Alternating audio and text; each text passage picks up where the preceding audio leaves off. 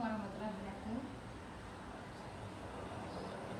Baik, seperti biasa yang sempat kita rencanakan kemarin, Bapak, hari ini kita akan mengadakan wawancara, yaitu terkait tentang pengambilan keputusan berbasis nilai-nilai kebajikan sebagai pemimpin.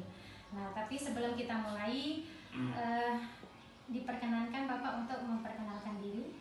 Silakan Bapak. Terima kasih. Bismillahirrahmanirrahim. Assalamualaikum warahmatullahi wabarakatuh. Nama saya Wahab,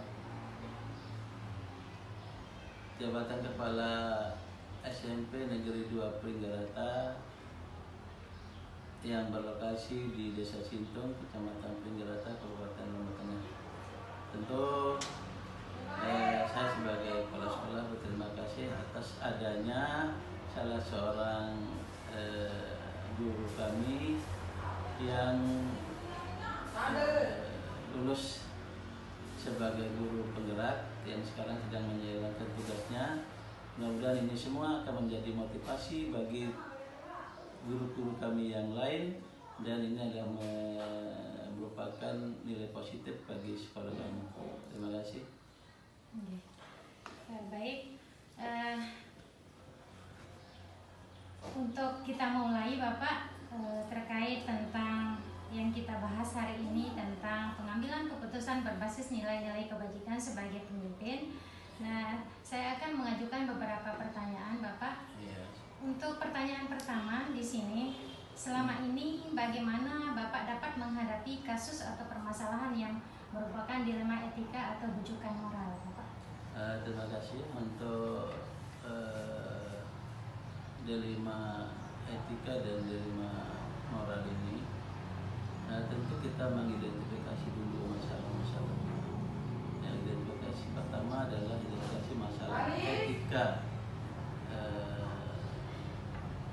moral, dan etika dilema rujukan moral. Kita identifikasi dulu masalah-masalah. Saya ulangi, berarti untuk menghadapi permasalahan atau kasus berupa dilema etika atau bujukan moral, berarti di sini Bapak yang pertama kali lakukan adalah mengidentifikasi Bapak yang masalah atau kasus tersebut. Iya. Ya. Untuk pertanyaan kedua, bagaimana Bapak menjalankan pengambilan keputusan di sekolah, terutama untuk kasus di mana ada dua kepentingan yang sama-sama benar, Bapak, iya, yaitu yang mengandung nilai-nilai kebajikan? Terima kasih. Jadi di dalam mengambil suatu keputusan, kami tidak sendiri. Ketika ada suatu masalah, baik itu etika moral, tentu kita identifikasi dulu masalahnya. Apakah masalah itu disebabkan oleh dari internal atau dari eksternal. Nah, setelah kita identifikasi masalahnya itu, maka untuk solusinya kita membuat solusi untuk mengatasi masalah itu.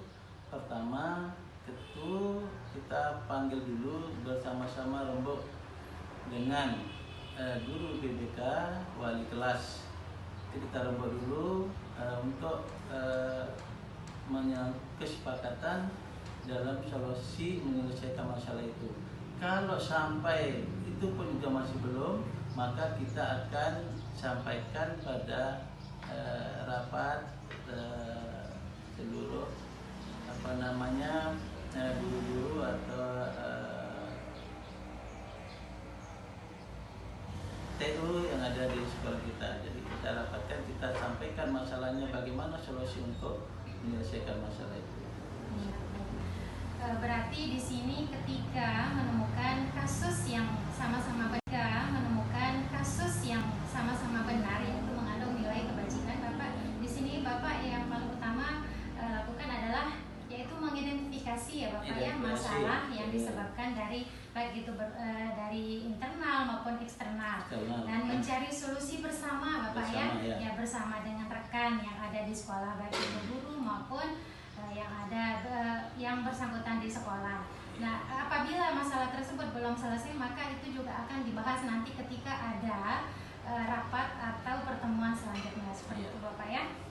Oke, selanjutnya untuk pertanyaan ketiga, Bapak, langkah-langkah atau prosedur seperti apa yang biasa Bapak lakukan selama ini untuk menangani atau menyelesaikan masalah-masalah tersebut, Bapak? Ya. Jadi yang pertama tentu ketika ada masalah, yang pertama adalah seperti tadi kita identifikasi dulu masalahnya. Masalahnya apa? Apakah masalahnya moral? Apakah masalahnya etika, kedudukan moral? Nah, setelah kita identifikasi apa penyebabnya? Nah, kita identifikasi penyebab dari masalah itu. Setelah kita identifikasi masalahnya, dari mana dia masalahnya itu terjadi? Apakah dari dalam sekolah atau internal atau dari eksternal? Nah, misalnya kalau dari dalam sekolah atau internal, nanti kita akan berikan solusi seperti ini. Kemudian dari eksternal juga seperti ini. Misalnya kalau dari internal sekolah, maka solusinya adalah kita panggil bersama-sama untuk mencari solusi dengan wali kelas, guru, kemudian wali kelas, kemudian guru BPBK, itu bersama-sama untuk mencari solusinya. Kemudian kalau misalnya masalahnya itu setelah kita identifikasi itu adalah karena pengaruh eksternal, maka solusinya kita rembuk dengan guru tentunya, kemudian wali kelas, kemudian guru BPK, dan juga kita perlu juga panggil wali atau orang tua, atau ada beberapa tokoh di lingkungan sekitar. Berarti di sini ketika ada atau langkah prosedur yang seperti yang biasa Bapak lakukan, yang pertama adalah yang paling utama mengidentifikasi Bapak ya, penyebab dari masalah tersebut. Nah, begitupun nanti akan dipanggil siapa yang bersangkutan ya, seperti itu dari dilema ITK, dan nanti itu juga akan dibahas lagi atau akan dibahas dari lingkungan sekolah atau guru rekan-rekan guru di sekolah untuk mencari solusi bersama-sama. Ya, baik Bapak. Selanjutnya, hal apa saja yang selama ini Bapak anggap efektif dalam pengambilan keputusan pada kasus-kasus yang dihadapi, Bapak? Terima kasih. Jadi yang paling efektif itu adalah solusi yang paling efektif yang kita ambil adalah hasil musyawarah mufakat. Hasil musyawarah pendapat solusi dari teman-teman guru, guru PBK. Itu yang paling efektif. Ya, baik. Solusi yang paling efektif yang dalam pengambilan keputusan yang dihadapi di sekolah itu adalah yang pertama musyawarah, Bapak ya, diutamakan dengan musyawarah, yaitu membahasnya dengan rekan-rekan sejawat di sekolah untuk menyelesaikan suatu dilema ITK yang ada di sekolah. Selanjutnya, hal-hal apa saja yang selama ini merupakan tantangan Bapak dalam pengambilan keputusan pada kasus-kasus dilema etika, Bapak? Terima kasih. Yang tantangan yang utama biasanya ketika ada kasus, setelah kita identifikasi keterbukaan dari peserta didik yang mengalami kasus, keterbukaan di dalam menyampaikan masalahnya. Itu yang pertama. Yang kedua, setelah kita coba cari solusi,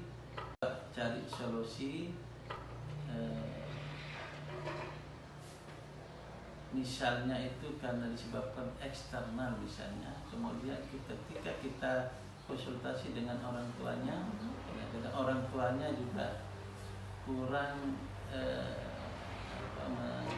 merespon terhadap anaknya ketika kita misalnya ada pemanggilan dan sebagainya ke sekolah.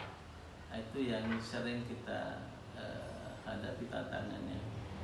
Kalau dari eksternal sih sudah biasa, juga dan sebagainya terbiasa. Itulah tantangannya.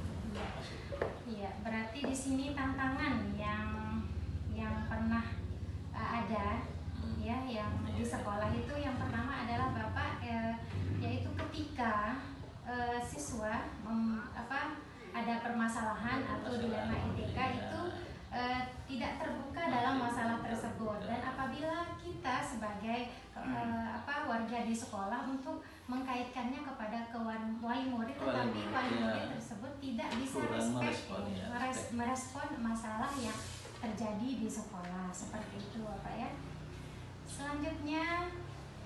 Selanjutnya, apakah Bapak memiliki sebuah tata krama atau jadwal tertentu dalam sebuah penyelesaian kasus dilema etika, ataukah Bapak langsung menyelesaikan di tempat? Kemudian bentuk apa prosedur atau seperti apa yang Bapak jalankan? Ya. Terima kasih. Jadi kalau menyelesaikan masalah etika ini sebenarnya tidak terjadwal, karena setiap hari itu adalah waktu jadwal ya secara umum untuk menyelesaikan suatu masalah di sekolah. Kemudian bagaimana cara prosedurnya? Prosedur untuk menyelesaikan masalahnya, pertama tadi ada masalah, misalnya ada anak yang bermasalah, kemudian prosedurnya pertama diselesaikan dulu sama guru. Misalnya di dalam masalahnya ada di guru, selesaikan dulu sama gurunya. Kalau gurunya nanti belum juga bisa, kemudian nanti dia akan berdiskusi atau masalah dengan guru BP. Jadi guru BP, guru BPBK yang kami selesaikan. Kalau toh juga nanti di guru BPBK masih belum terselesai masalah itu, barulah kita bermusyawarah. Saya panggil untuk bermusyawarah mencari solusi yang terbaik untuk masalah itu. Ya. Berarti di sini ketika memiliki sebuah berarti di sini ketika ada dilema etika itu tidak mempunyai jadwal Bapak ya. Nah, ketika ada dilema etika kasus pada hari itu, berarti hari itu diselesaikan. Walaupun pada waktu itu wali kelas atau guru BPK tidak bisa menyelesaikan masalah tersebut, tetapi Bapak di sini sebagai kepala sekolah bisa menyelesaikan pada hari itu dan tidak merembet ke hari-hari lain seperti itu Bapak ya. Oke. Selanjutnya, untuk pertanyaan selanjutnya, ada orang atau faktor-faktor yang selama ini mempermudah atau membantu Bapak dalam pengambilan keputusan dalam kasus dilema etika? Terima kasih. Jadi faktor yang permudah itu adalah karena respon dari semua guru, Bapak dan Ibu guru, kemudian respon dari guru BPBK, kemudian semuanya ini merespon untuk diajak bermusyawarah di dalam menyelesaikan atau memberikan solusi untuk menyelesaikan suatu masalah bagi anak-anak. Berarti di sini faktor yang selama ini mempermudah ketika Bapak mengambil keputusan dalam sebuah permasalahan dilema etika itu adalah faktor yang mudah itu bantuan atau respon kebersamaan dari rekan-rekan sejawat, seperti itu Bapak ya. Itu yang mempermudah untuk mencari solusi dari sebuah masalah di sekolah. Jadi Bapak, pertanyaan selanjutnya Bapak, dari semua hal yang telah disampaikan, pembelajaran apa yang Bapak dapat petik dari pengalaman mengambil keputusan tersebut Bapak?